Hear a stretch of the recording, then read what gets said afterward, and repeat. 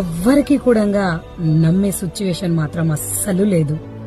ఎందుకు చెప్తున్నానంటే, తల్లిదండ్రులు కని పెంచి తన పిల్లలు సమాజంలో ఏదో ఒకటి రాణించి ఏదో ఒక పని చేస్తూ మమ్మల్ని రేపు కష్టపడకుండా మంచిగా చూసుకుంటారని ఎన్నో ఆశయాలు పెట్టుకుంటే స్నేహితుల పేర్లతో చాలా మంది ప్రాణాలు తీస్తున్నారు.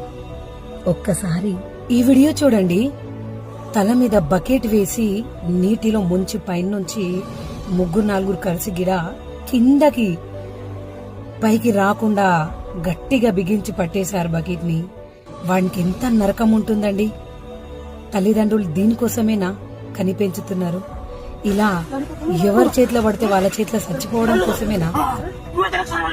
ఒకటారెండా నా ఉద్యోగ అనుభవంలో ఇలాంటి ఇన్సిడెంట్స్ నేను చాలానే చూశాను. ఒక్కొక్కసారి ఇలాంటి ఇన్సిడెంట్స్ చూసినప్పుడు నిజంగా చాలా బాధేస్తుంది. నిజంగా తల్లిదండ్రులేమో ఒక పక్క కష్టపడి పిల్లలని మంచి భవిష్యత్తు చూపించాలని ట్రై చేస్తుంటే వీళ్ళేమో ఇలా స్నేహం అనే పేరుతో బయటికి తీసుకుపోయి ప్రాణాలే తీసేస్తున్నారు. స్నేహితులను నమ్మాలా? సమాజంలో అసలు ఎవరిని నమ్మాలి? ఇదేమన్నా 1947 అండి?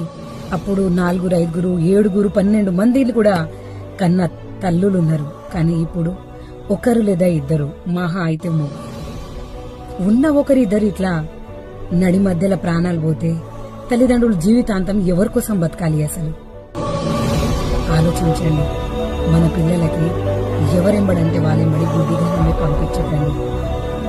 యువత, మిమ్మల్ని కూడా ఒక చిన్న రిక్వెస్ట్, ఎవరిని గుడ్డిగా నమ్మకండి. జాగ్రత్తగా జీవించండి.